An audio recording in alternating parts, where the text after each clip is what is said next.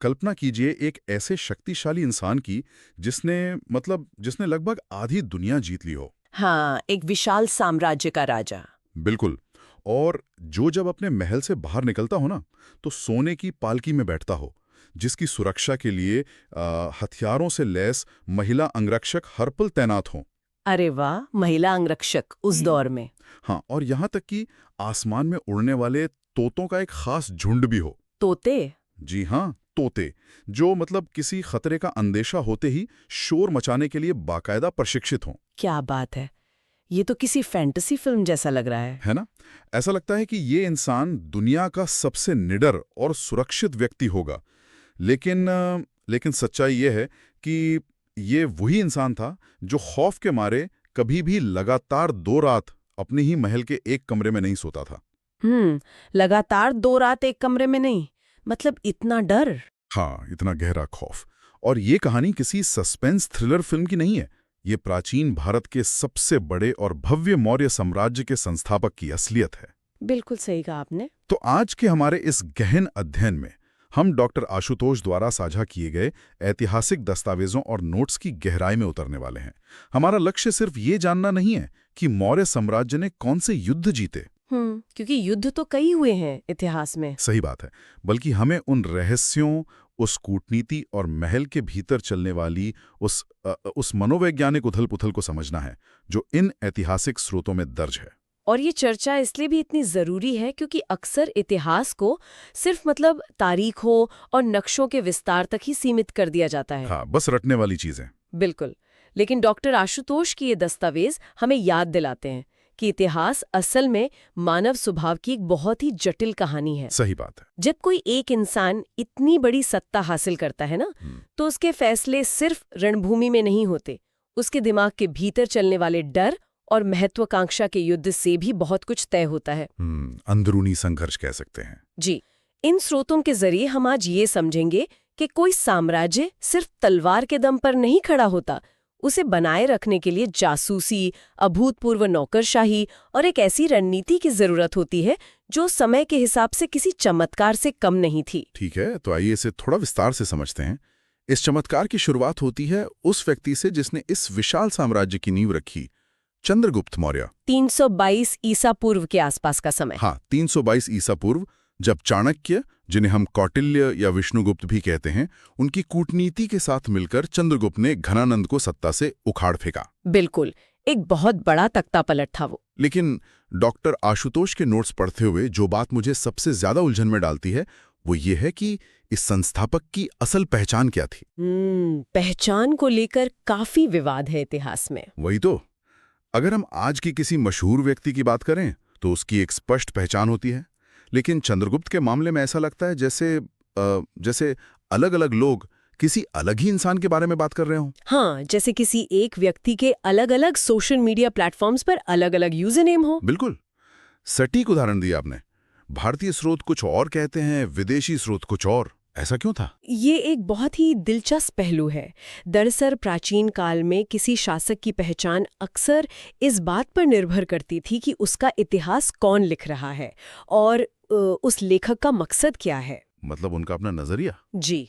उदाहरण के लिए अगर हम यूनानी इतिहासकारों की बात करें, जैसे स्ट्रेबो, एरियन या जस्टिन, तो उनके दस्तावेजों में चंद्रगुप्त को सेंड्रोकॉटिस कहा गया है। सेंड्रोकॉटिस, उच्चारण भी काफी अलग है। हाँ, और वहीं प्लूटार्क ने उन्हें एरोकॉटिस लिखा है। अच्छा। यूनानियों के लिए वो एक ऐसा शक्तिशाली विदेशी शासक था जिसने उनके जनरलों को चुनौती दी थी, तो उन्होंने अपनी भाषा और उच्चारण के हिसाब से उस नाम को ढाल लिया। समझ गया। लेकिन भारतीय ग्रंथों में तो कहानी बिल्कुल अलग ही नजर आती है। मतलब मैंने पढ़ा है कि विशाखा दत्त के नाटक मुद्रा राक्षस में चंद्रगुप्त के लिए वृषल शब्द का प्रयोग किया गया है। वृषल, बिल्कुल। वृषल यानी जो निम्न कुल का हो। एक शासक जिसने इतना बड़ा साम्राज्य बनाया, उसे उसी की जमीन के साहित्य में इस तरह के नाम से क्यों पुकारा जाएगा? क्योंकि देखिए, यहाँ बात सिर्फ एक राजा की नहीं हो रही थी।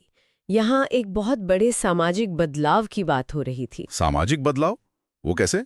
उस समय के पारंपरिक समाज में ये माना जाता था कि राज करने का अधिकार केवल एक विशिष्ट जन्म या क्षत्रिय कुल से ही आता है। हाँ, जो राजा का बेटा है वही राजा बनेगा। बिल्कुल।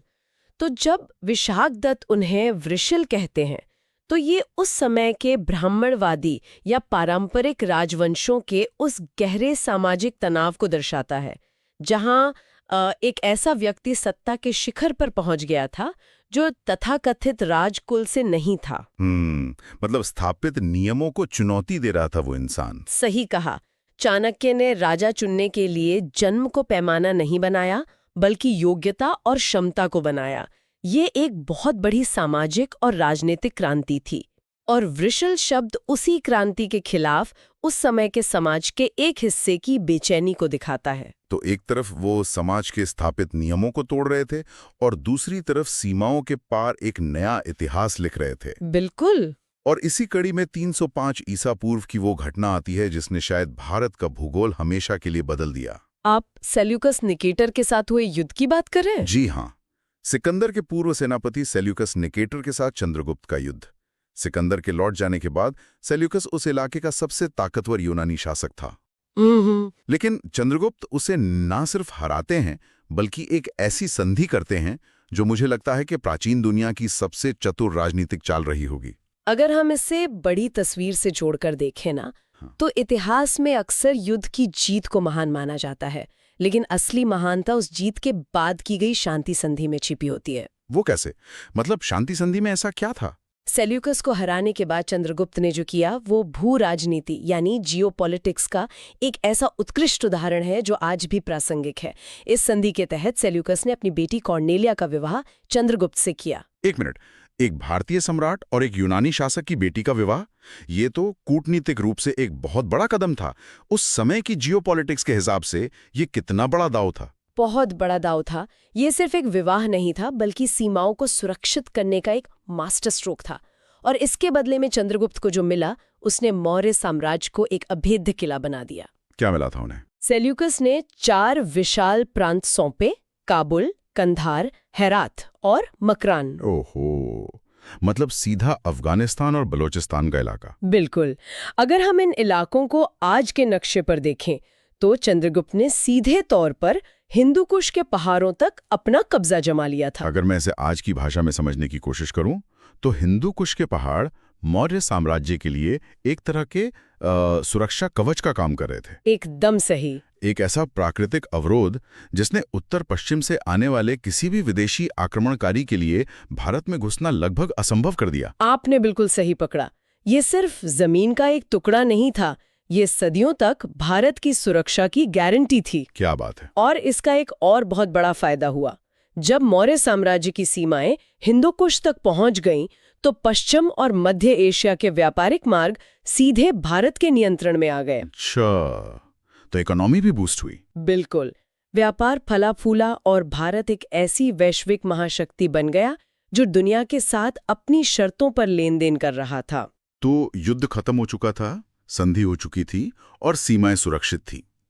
इसी शांति और कूटनीति के माहौल में सेल्यूकस अपना एक राजदूत चंद्रगुप्त के दरबार में भेजता है, मेगास्थनीज। हाँ, मेगास्थनीज।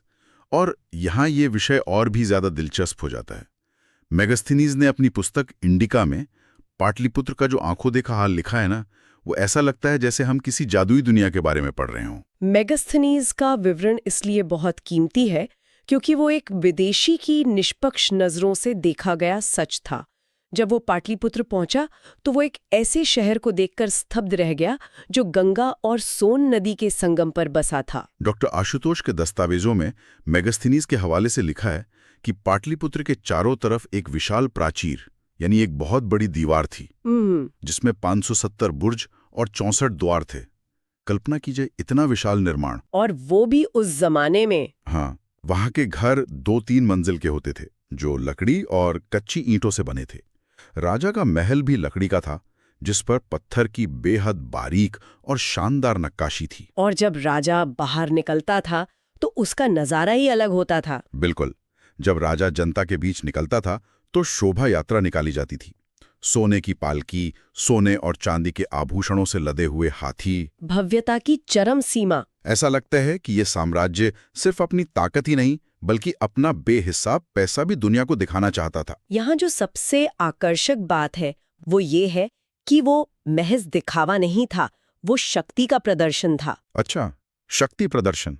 प्राचीन काल में भव्यता को अक्सर शक्ति और स्थिरता का प्रतीक माना जाता था। विदेशी मेहमानों और आम जनता को ये जताना बहुत जरूरी था कि राज्य के पास असीमित संसाधन है, ताकि कोई पंगा ना ले। बिल्कुल, ताकि कोई विद्रोह या आक्रमण के बारे में सोच भी ना सके। लेकिन इसी चकाचौंध के ठीक पीछे एक ऐसा गहरा अंधेरा भी था जो मुझे इस साम्राज्य के बारे में सोचने पर मजबूर कर देता था। आप राजा के खौफ की बात कर रहे हैं? हाँ, इतना शक्तिशाली सम्राट जिसके पास सब कुछ था, वो किस कदर डरा हुआ था।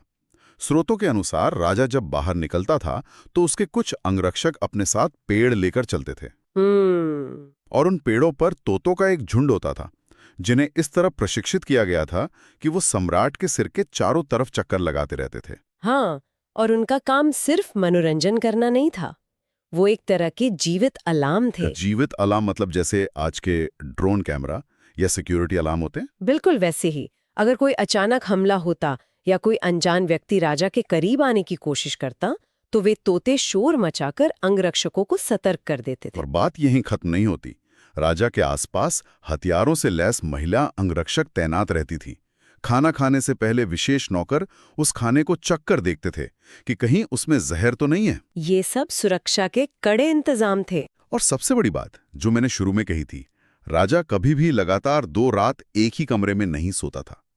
मुझे ये बात सच में समझ नहीं आती। क्यों? मतलब जो इंसान युद्ध के मैदान में इतने बड़े बड़े महारथियों को हरा सकता है, 16 राज्य जीत सकता है, वो अपने ही घर में अपने ही बिस्तर पे आराम से सो क्यों नहीं सकता था? इसका जवाब उस तरीके में छिपा है जिससे चंद्रगुप्त ने सत्ता हासिल की थी। जैसा कि हमने पहले चर्चा की, उन्होंने नंद वंश को उखाड़ फेंका था। हाँ, एक क्रांति के जरिए। तो जब कोई व्यक्ति तख्ता पलट करके राजा बनता है ना, तो उसके दिमाग में हमेशा ये बात गहराई तक बैठी होती है कि जो काम वो खुद कर सकता है वो कोई और भी उसके खिलाफ कर सकता है। अत्यधिक सत्ता हमेशा अपने साथ अत्यधिक असुरक्षा लेकर आती है। यानी वो अपने दरबारियों और करीबियों से डरते थे, अंदरूनी विद्रोह का डर। बिल्कुल। और रही बात महिला अंगरक्षकों की, तो इसके पीछे भी एक बहुत सोची समझी कूटनीति थी। वो कैसे? महिलाओं को गार्ड क्यों रखा? देखिए, प्राचीन दरबारों में आम तौर पर सत्ता की जितने भी संघर्ष होते थे वे पुरुषों के बीच होते थे। महिलाओं को उन राजनीतिक साजिशों और तख्त के दावों से थोड़ा दूर माना जाता था। दिलचस्प है। इसलिए चाणक्य की ये सोच रही होगी कि महिला अंगरक्षक राजा के प्रति अधिक वफादार होंगी, क्योंकि उनकी अपनी कोई ऐसी राजनीतिक महत्वाकांक्षा नहीं होगी जो राजा के सिंहासन के लिए सीधा खतरा बने। तो ये सारा खौफ सिर्फ एक इंसान की जान बचाने के लिए था? सिर्फ एक इंसान की नहीं। चाणक्य के अर्थशास्त्र में ये स्पष्ट रूप से माना गया है कि राजा ही राज्य का केंद्र है। अगर राजा सुरक्षित नहीं है तो पूरी प्रशासनिक व्यवस्था ताश के पत्तों की तरह ढह जाएगी। अच्छा, तो राजा बचेगा तभी राज्य बचेगा। बिल्कुल। इसलिए कमरे बदलना, खाना चखना, ये सब राजा के व्यक्तिगत डर से ज्यादा पूरे साम्राज्य के अस्तित्व को बचाने की एक बेहद सख्त नीति थी। ये विरोधाभास बहुत हैरान करने वाला है। एक तरफ ये भारी खौफ और दूसरी तरफ जन कल्याण के बड़े बड़े काम। डॉक्टर आशुतोष के नोट्स में जूनागढ़ के एक बहुत प्रसिद्ध अभिलेख का जिक्र है जिसे रुद्र दामन ने लिखवाया था। ये अभिलेख संस्कृत भाषा में है। संस्कृत का सबसे बड़ा चंपू शैली का अभिलेख है वो। हाँ, बिल्कुल।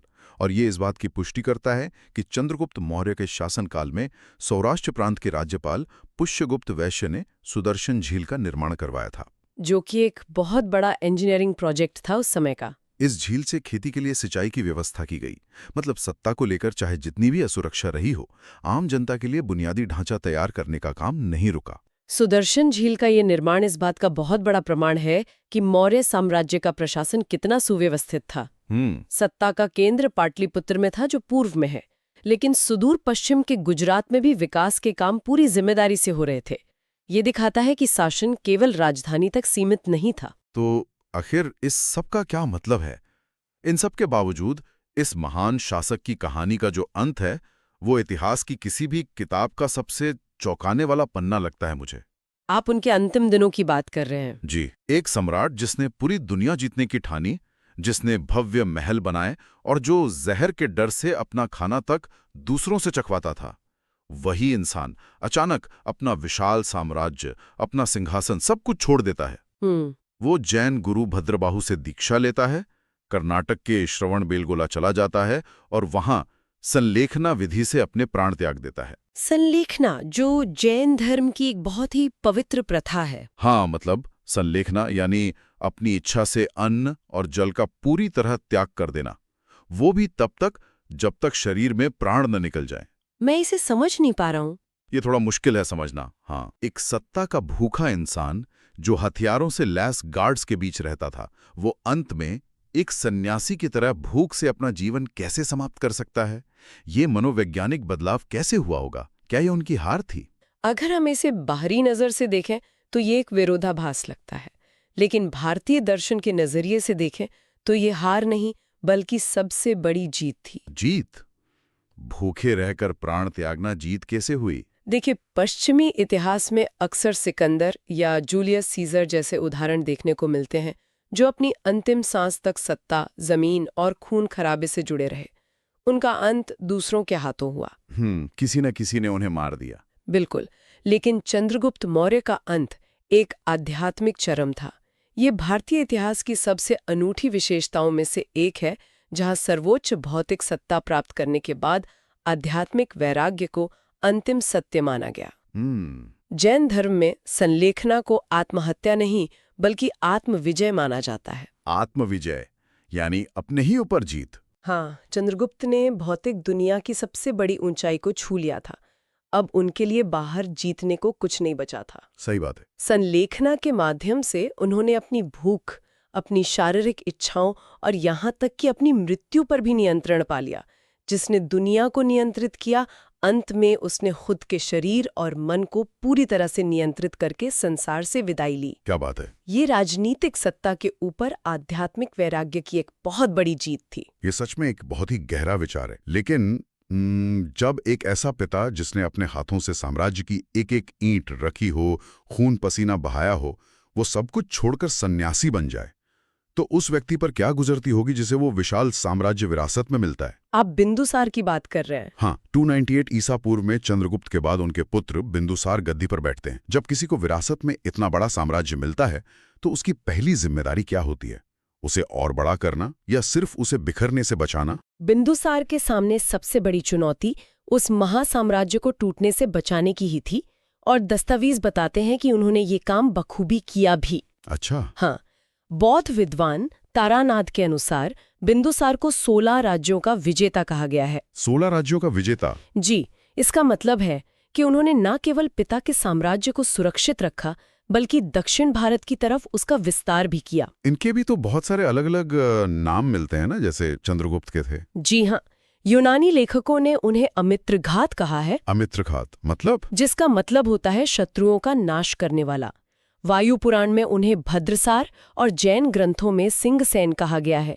एक और दिलचस्प बात यह है कि बिंदुसार आजीवक संप्रदाय के अनुयायी थे। एक मिनट, आजीवक संप्रदाय, इसका मौर्य साम्राज्य से क्या संबंध था? उनके पिता तो जैन धर्म को मानते थे। यही तो बात है। मखलीपुत्र गुसाल द्वारा स्थापित ये आजीवक संप्रदाय नियतिवाद पर जोर देता था। नियतिवाद यानी डेस्टिनी। बिल्कुल, उनका मानना था कि सब कुछ पहले से तय है और इंसान के हाथ में कुछ नहीं है। ये चंद्रगुप्त की जीवन दर्शन से बिल्कुल उल्टा था। सच में? चंद्रगुप्त ने कर्म और कूटनीति से अपना भाग्य खुद लिखा था, जबकि उनका बेटा इस बात पर विश्वास कर रहा था कि जो होना है वो तय है। ये पीढ़ियों के बीच के वैचारिक बदलाव को बहुत खूबी से दर्शाता है। ये वैचारिक बदलाव उनकी विदेश नीति में भी साफ दिखता है। मुझे डॉक्टर आशुतोष के स्रोतों में बिंदुसार से जुड़ी एक घटना बहुत ही मजेदार लगी। कौन सी घटना? उसमें लिखा है कि सीरिया के राजा एंटियोकस ने डायमेकस नाम के एक राजदूत को बिंदुसार के दरबार में भेजा। हाँ, कूटनीतिक रिश्ते तो चल ही रहे थे। और बिंदुसार ने सीरिया के राजा से क्या मांगा? उन्होंने संदेश भिजवाया कि मुझे मीठी मदिरा, सूखे अंजीर और एक दार्शनिक चाहिए। मुझे तो ये सुनकर आज के किसी बड़े वीआईपी रॉक स्टार की याद आ गई, जो बैक स्टेज डिमांड रखता है कि मुझे अपने कमरे में यही चीजें चाहिए, मदिरा और अंजीर तो समझ आते हैं, लेकिन एक दार्शनिक की मांग क्यों? ये घटना सिर्फ एक दिलचस्प किस्सा नहीं है, ये मौर्य दरबार के गहरे कूटनीतिक और बौद्धिक स्तर को दिखाती है। बौद्धिक स्तर? हाँ, बिंदुसार का दार्शनिक मांगना ये साबित करता है कि भारत दुनिया से कटा हुआ नहीं था। यहाँ के शासक केवल रेशम या मसालों का व्यापार नहीं कर रहे थे। अच्छा, तो विचारों का भी लेन देन हो रहा था? बिल्कुल, वे विचारों, ज्ञान और दर्शन का भी आदान प्रदान करना चाहते थे। वे जानना चाहते थे कि यूनानी दुनिया के बुद्धिजीवी किस तरह से सोचते हैं। ये एक बेहद परिपक्व और आत्मविश्वासी साम्राज्य की निशानी थी। लेकिन इसी साम्राज्य की प्रशासनिक व्यवस्था को लेकर एक ऐसा तथ्य है जो मुझे बहुत हैरान करता है। नोट्स बताते हैं कि बिंदुसार के पास 500 सदस्यों वाली एक विशाल मंत्री परिषद थी। जी, जिसका प्रधान खल्लाटक था। खल्लाटक। जरा सोचिए, 500 मंत्री। अगर आज के समय में किसी मीटिंग रूम में 5 लोगों को बिठाकर कोई फैसला लेना हो तो हफ्तों लग जाते हैं और बहस खत्म नहीं होती। सही कहा। ऐसे में 500 लोगों की भीड़ के साथ प्राचीन काल में एक साम्राज्य कैसे चलता था? मतलब दुनिया की सबसे बड़ी नौकरशाही रही होगी ये। क्या ये व्यवस्था पूरी तरह से अराजकता और अव्यवस्था का कारण नहीं बन गई होगी? इससे एक बहुत ही महत्वपूर्ण सवाल खड़ा होता है और इसी में साम्राज्य के भविष्य की एक बड़ी चेतावनी छिपी हुई थी।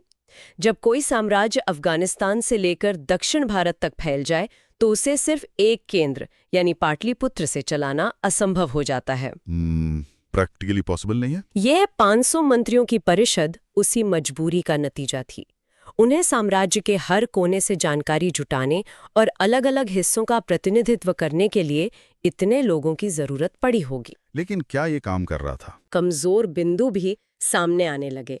जब फैसले लेने की प्रक्रिया इतनी लंबी और उलझी हुई हो जाए और सूचनाओं को राजधानी तक पहुंचने में महीनों लग जाएं, तो दूर दराज के इलाकों में बैठे अधिकारी बेलगाम होने लगते हैं। करप्शन और मनमानी शुरू हो जाती है। बिल्कुल, और इसका सबसे बड़ा सबूत बिंदुसार के शासनकाल में ही देखने को मिला। आप तक्षशिला के विद्रोह की बात कर रही हैं? एकदम सही।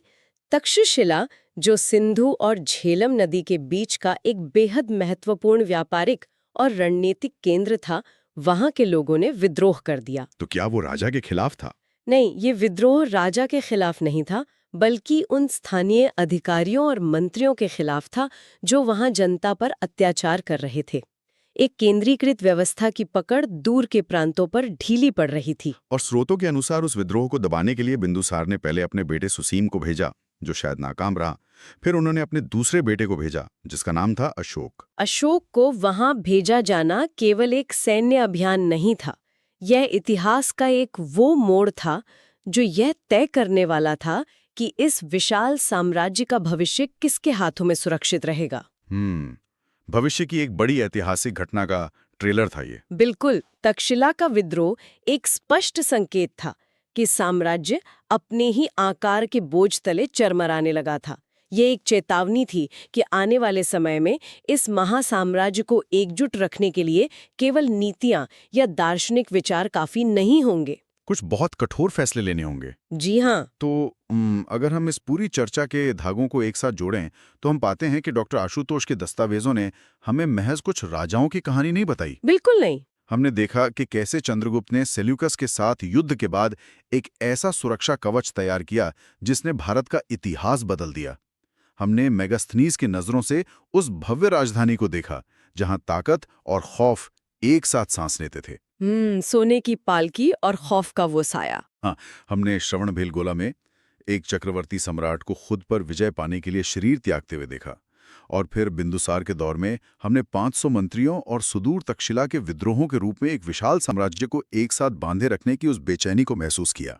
और सुनने वालों के लिए आज के इस लंबे सफर के बाद इन ऐतिहासिक पन्नों के बीच से एक बहुत ही गहरा विचार उभर कर आता है। वो क्या है? जरा सोचिए, जब किसी साम्राज्य को सुचारू रूप से चलाने के लिए हथियारों से लैस महिला अंगरक्षकों, हर पल मंडराते प्रशिक्षित तोतों, 500 मंत्रियों की एक जटिल नौकरशाही और हर रात राजा का बेडरूम बदलने जैसी चरम सुरक्षा व्यवस्थाओं की जरूरत पड़ने लगे, तो क्या वो साम्राज्य वास्तव में अपनी बाहरी ताकत के कारण शक्तिशाली था, या फिर ये सारी भव्यता और अत्यधिक सुरक्षा उसी अंदरूनी असुरक्षा और डर का परिणाम थी जिसके बोझ तले इस साम्राज्य को एक दिन ढहना ही था? ये तो बहुत क्या इतनी कड़ी सुरक्षा ही वास्तव में उनकी सबसे बड़ी कमजोरी का संकेत थी,